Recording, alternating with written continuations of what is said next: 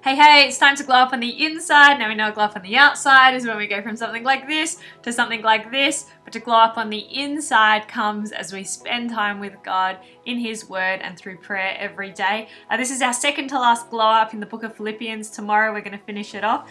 So we're in chapter 4 up to verse 15. We're going to read through to 18. As you know, you Philippians were the only ones who gave me financial help when I first brought you the good news and then travelled on from Macedonia.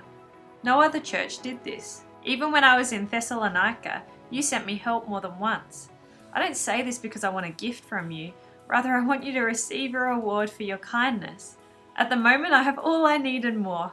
I am generously supplied with the gifts you sent me with Epaphroditus. They are a sweet-smelling sacrifice that is acceptable and pleasing to God. We have to remember that this is a letter that Paul is writing to a real place, a real church with real people, and these people have been supporting Paul financially. They've been sending him gifts.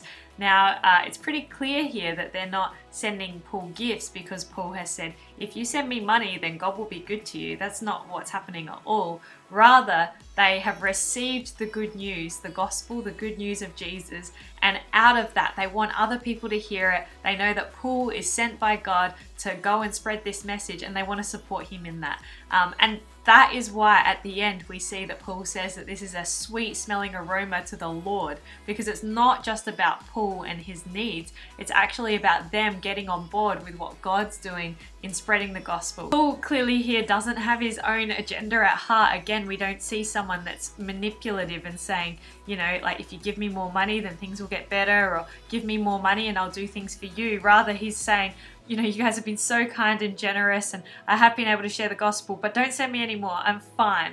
But you are bringing glory to God. It's a sweet aroma when you give to God's work. I think that we can get a picture of this, you know, when we serve people who are in need, or when we serve people who are, like, if we give financially to a church, it's not actually just about giving to that person or giving to that organization or church. It's actually about giving to God. God cares so much more about our heart when we give, and obviously Paul can see in this church that they have a generous heart that wants to see God glorified. I think it's really emphasized when the aroma that he's talking about at the end is to the Lord. You know, this is sweet smelling to the Lord. The Lord loves to see people be generous, because when we're generous, we're replicating how God is generous. Why don't you read through this again and maybe ask the Lord how you can be generous? You know, you might have a part-time job. Maybe that's what the Lord's prompting you to be generous into giving. Or maybe it's, you know, giving of your time or giving of your social status in sitting with somebody who might not have the best social status at school. Whatever it is, ask the Lord to guide you so that you can bring Him glory, and that your giving and generosity can be a sweet aroma to Him. Not so that, you know, you can be puffed up, but so that God can be glorified in this.